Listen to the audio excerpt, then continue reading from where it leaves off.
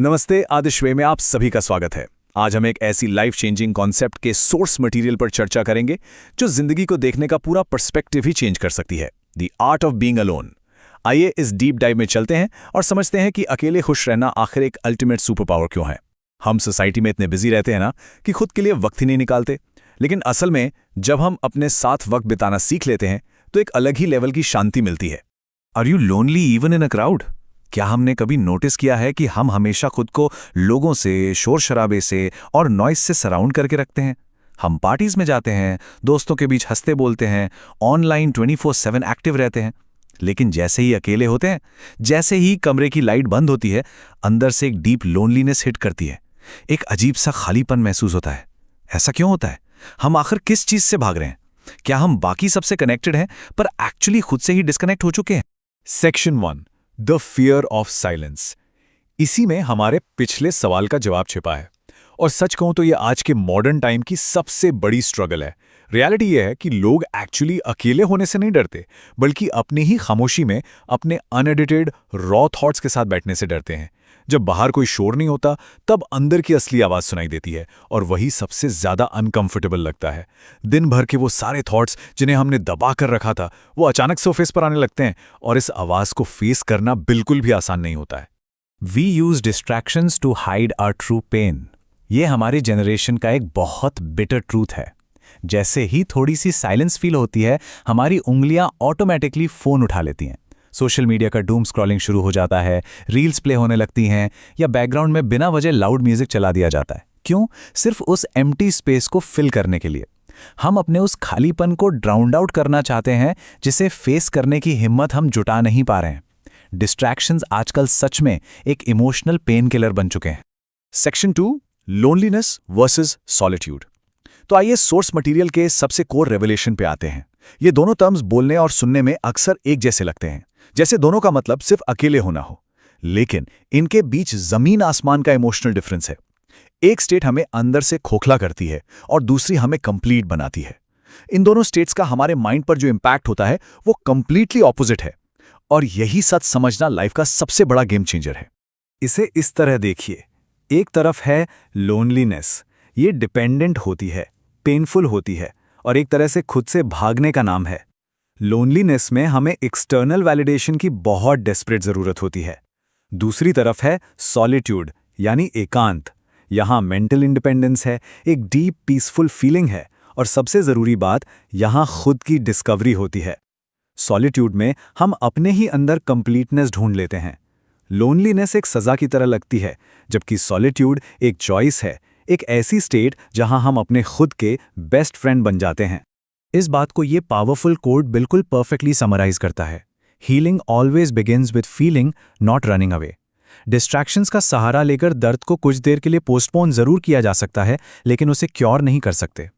उन hidden emotions को heal करने के लिए उन्हें पहले फील करना ही पड़ेगा। साइलेंस से भागना बंद करेंगे तभी तो रियल ग्रोथ शुरू होगी। जब हम अपने इमोशनल वुंड्स को दिल से एक्सेप्ट करते हैं, तभी उन पर हीलिंग का प्रोसेस स्टार्ट हो पाता है। भागते रहने से सिर्फ थकान मिलती है, शांति नहीं। Section 3, 3 habits for inner peace. अब सवाल ये उठता है कि ये सब डेली लाइफ में प्रैक्टिकली किया कैसे जाए। आइए अब उन एक्शनेबल डेली रूटीन्स पर चर्चा करते हैं जो इस इमोशनल इंडिपेंडेंस को नेचुरली बिल्ड करने में मदद करेंगे। ये कोई बहुत कॉम्प्लेक्स चीजें नहीं है, बल्कि छोटे छोटे लाइफस्टाइल चेंजेस हैं जो हमारी मेंटल हेल्थ को एक इतनी स्ट्रांग फाउंडेशन देते हैं कि हम खुद के साथ कंप्लीटली कंफर्टेबल हो सकें।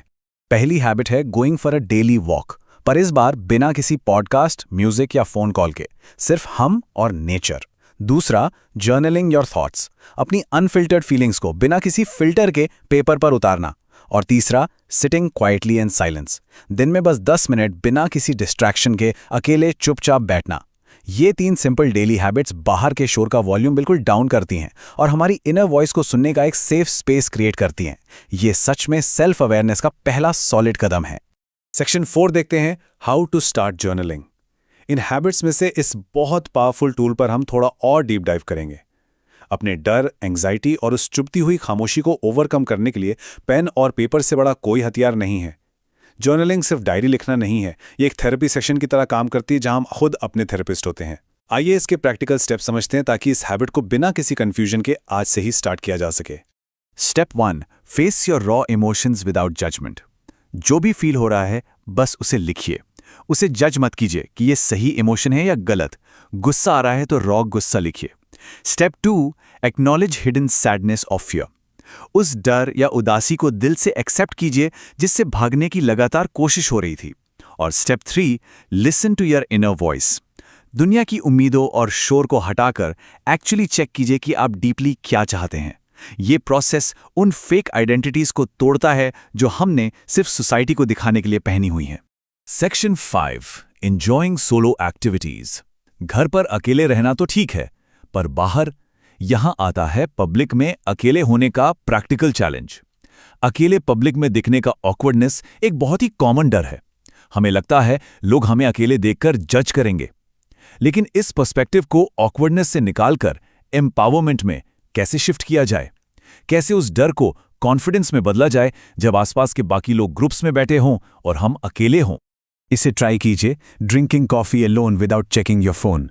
कैफे में अकेले बैठना और मैं बिजी लगूं, इसके लिए बार बार पॉकेट से फोन ना निकालना, ये एक बहुत बड़ा टेस्ट है।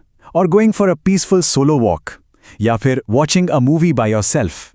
शुरू में सच कहूं तो ये थोड़ा वियर्ड लगता है, पर इन मोमेंट्स में एक्सटर्नल वैलिडेशन की जरूरत बिल्कुल जीरो हो जाती है। लोग क्या सोचेंगे, इस फिक्र को छोड़कर अपनी खुद की प्रेजेंस को ऑथेंटिकली ओन करना आता है। और वैसे भी सच तो ये है कि लोग अपनी ही लाइफ में इतने बिजी हैं कि उन्हें फर्क भी नहीं पड़ता। क्योंकि सच तो ये है, your own presence is enough. ये रियलाइजेशन किसी मैजिक से कम नहीं। जब हम जेन्युइन तरीके से खुद की कंपनी को एंजॉय करना शुरू कर देते हैं, तब हमारा सेल्फ वर्थ किसी दूसरे के अटेंशन पर डिपेंड नहीं करता। चीप अटेंशन या फेक दोस्ती के लिए डेस्परेट होना कंप्लीटली बंद हो जाता है। एक प्रोफाउंड सेल्फ रियलाइजेशन आती है कि हमें कंप्लीट फील करने के लिए किसी और पर डिपेंड होने की जरूरत नहीं है। हम खुद में ही पूरे हैं। Section 6, true emotional freedom. जब ये रियलाइजेशन लाइफ का डिफॉल्ट मोड बन जाती है, तो आता है हमारा फाइनल ट्रांसफॉर्मेशन। सॉलिट्यूड को मास्टर करना लाइफ को बिल्कुल फंडामेंटली अपग्रेड कर देता है। ये सिर्फ हमारे अकेलेपन को ही नहीं सुधारता, बल्कि दूसरों के साथ बनने वाले कनेक्शंस को भी एक स्ट्रिक्ट फिल्टर दे देता है। हमारी पूरी अप्रोच लोगों से मिलने की और उनसे जुड़ने की इस इमोशनल फ्रीडम के आने से टोटली बदल जाती है। हमारा पूरा माइंडसेट चेंज हो जाता है। सेटिंग हायर रिलेशनशिप स्टैंडर्ड्स बिल्कुल नेचुरल हो जाता है। अब टॉक्सिक कंपनी को सिर्फ इसलिए बर्दाश्त करना क्योंकि हम अकेले नहीं रहना चाहते। इसके बजाय हम इंस्टेंटली अपनी पीस को चूज करते हैं। और सबसे इंपॉर्टेंट, कनेक्शंस नीड यानी डेस्परेशन के बेस पर नहीं, बल्कि चॉइस के बेस पर बनाए जाते हैं। अकेले रहने के डर से कोई भी डिसरिस्पेक्ट, चाहे वो दोस्ती में हो या रिलेशनशिप में, अब बिल्कुल टॉलरेट नहीं की जाती। इमोशनल बाउंड्रीज पहले से कहीं ज्यादा स्ट्रांग हो जाती हैं। क्योंकि एंड ऑफ द डे एक सच हमेशा याद रखना होगा, you will not always need people, but you will always need yourself. दुनिया और बाकी लोग सिर्फ टेम्पररी हैप्पीनेस दे सकते हैं। उनका साथ होना अच्छा है, बहुत अच्छा है, लेकिन जो परमानेंट पीस है वो हमेशा खुद के अंदर से ही आती है।